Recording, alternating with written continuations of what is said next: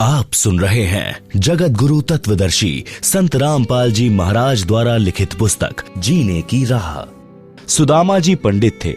सुदामा जी ब्राह्मण कुल में जन्मे थे। निर्धनता चरम पर थी। कई बार बच्चे भी भूखे सो जाते थे। सुदामा जी की धर्म पत्नी को पता था कि द्वारिका के राजा श्री कृष्ण जी के साथ सुदामा जी की अच्छी मित्रता रही है।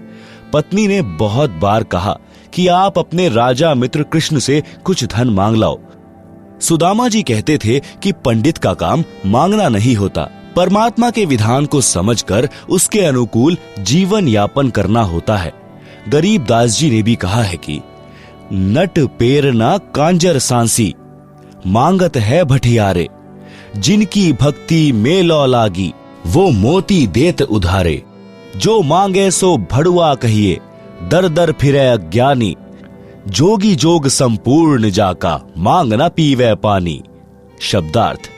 नट ये लोग जनता में कुछ खेल दिखाते थे, जैसे लंबे बांस को बिना पृथ्वी में गाड़े उसके ऊपर चढ़ना, जो अनोखा व कठिन कार्य होता था। उस खेल के समापन पर कटोरा लेकर तमाशा यानी खेल देखने के लिए उपस्थित भीड़ से रुपए पैसे मांगते थे। इसी प्रकार अन्य जाति के व्यक्ति कंजर, सांसी, भटियारे अपनी कला दिखाकर रुपए या कनक यानी गेहूं, बाजरा, चना मांगते थे। यदि योगी यानी साधक भी ऐसी सिद्धियों का प्रदर्शन करके रुपए व कणक इकट्ठे करता है तो उसकी सत्य साधना नहीं है। यदि सत्य साधक होता, शिष्यों को आशीर्वाद रूपी मोती देकर धनी बनाता है, जो साधक के भाग्य से अलग अपनी ओर से उधार रूप में होता है। यदि संत दर दर पर जाकर मांगता फिरता है तो वह ज्ञानी है, उसके पास शास्त्र अनुसार साधना नहीं, वह संत नहीं भड़वा है। भड़वा का अर्थ यहाँ पर बेशर्म है। जोगी यानी साधक की भक्ति संपूर्ण उसकी मानी जाती है जो किसी से कुछ नहीं मांगे।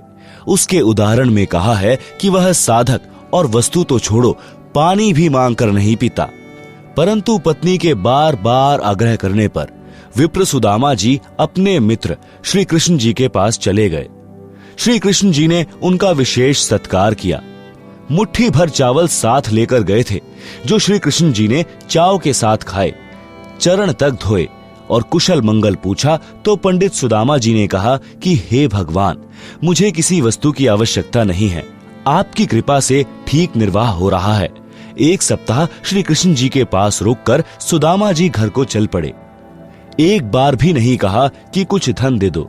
वे जानते थे कि परमेश्वर कबीर जी कहते हैं, बिन मांगे मोती मिले, मांगे मिले न भीख, मांगन से मरना भला, यह सतगुरु की सीख। शब्दार्थ। कबीर परमात्मा ने भी बताया है कि जो पूर्ण परमात्मा की सत्य साधना करता है उसे मांगना नहीं चाहिए। मांगने से परमात्मा रुष्ट हो जाता है, उसको भिक्षा भी नहीं मिलती। वह साधक परमात्मा पर विश्वास रखकर नहीं मांगेगा तो परमात्मा उसकी इच्छा पूरी करेगा, यानी मोती जैसी बहुमूल्य वस्तु भी दे देगा।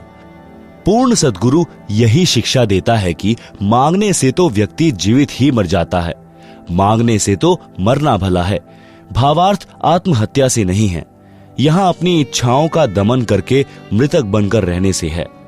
श्री कृष्ण जी राजा थे।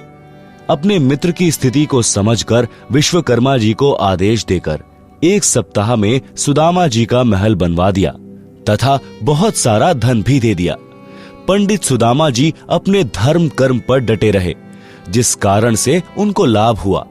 इसे पंडित कहते हैं। जो मांगे सो भड़ुआ कहलाता है। पंडित की यह परिभाषा है। प्रसंग चल रहा है। दीक्षा यानी नाम लेने के पश्चात भक्त की आस्था संसार तथा परमात्मा में कैसी होनी चाहिए, उस प्रसंग में पवित्र कबीर सागर ग्रंथ के अध्याय अनुराग सागर में परमेश्वर कबीर जी ने अपनी प्रिय आत्मा धर्मदास जी को इस प्रकार बताया है।